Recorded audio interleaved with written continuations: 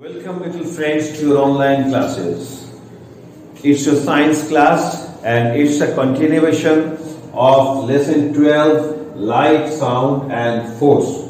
The last day we discussed about light and formation of shadow, and today we shall discuss about sound and force.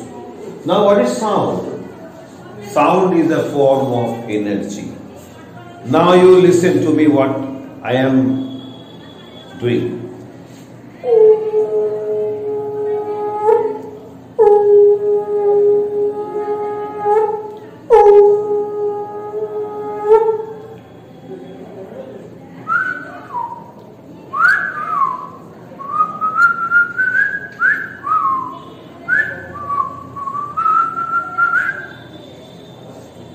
What did I do? I made some sound. The first one was the sound of a conch. You know what's conch?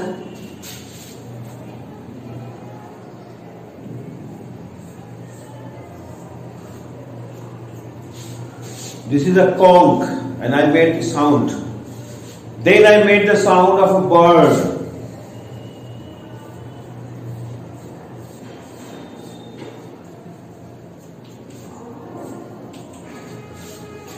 So, we hear so many sounds around us. There are natural sounds and there are also sounds which are made by some unnatural things. If I throw the duster on the floor, there will be a sound. And when the rain comes, you also hear a sound. And when there are thunderstorms, you hear a sound. So there are different types of sound. And this sound is also a form of energy.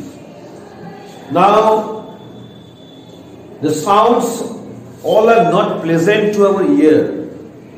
We like to hear some sound and we dislike some of them. Now, when I am speaking to you in a soft voice, it's very nice to hear. But if I shout like this, what will happen? This is very unpleasant to you. So this unpleasant sound is called noise. And in the class I often tell you, boys, don't make noise. So we hear different types of sounds, but all are not pleasant to us.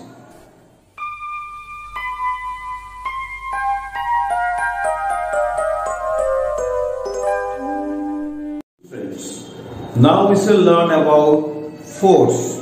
Now what is force? Force is a push or a pull. Now this push or pull, we are using it in our daily life to perform our actions, perform our different types of works. For example, you can see here, we are pushing something. And what happens?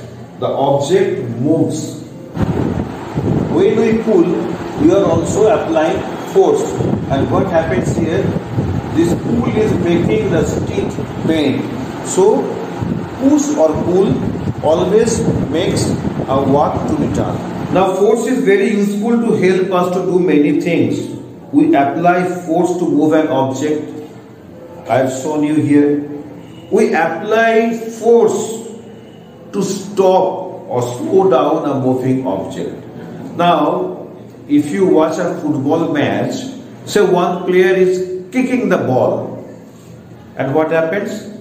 He is applying a force on the ball, and that force is making the ball to move forward.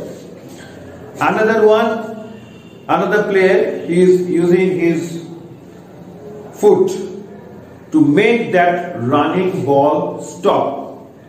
The second player is also applying force.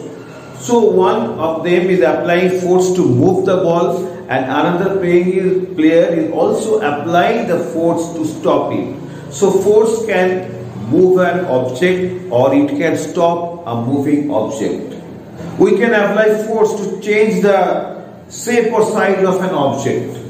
For example, if you take a mud, a clay, and you go on applying force, then we are applying pressure, it is a type of force, and the shape changes.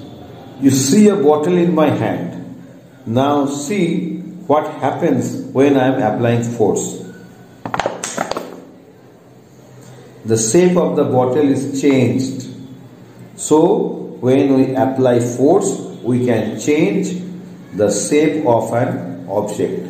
We can even change the size of an object by applying force. Now I told you that the force which stops a moving object, this type of force is called friction.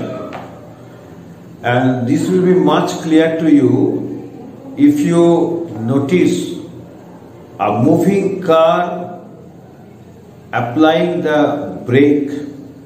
The driver is applying the brake and the moving car is stopped.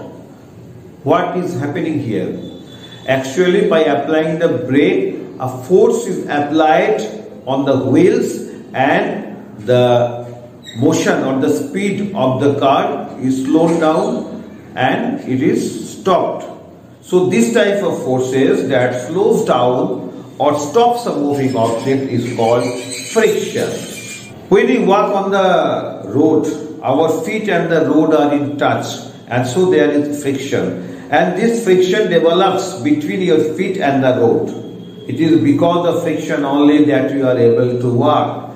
If there was no friction, we cannot walk. We would go on slipping off the floor. So it is for the friction we are able to walk on the road. Now the chapter is over. In our next class we shall start with the exercises. So before leaving the class, I would tell all of you to go through the chapter several times and remember the special points here in the book. Okay, little friends, thank you for today.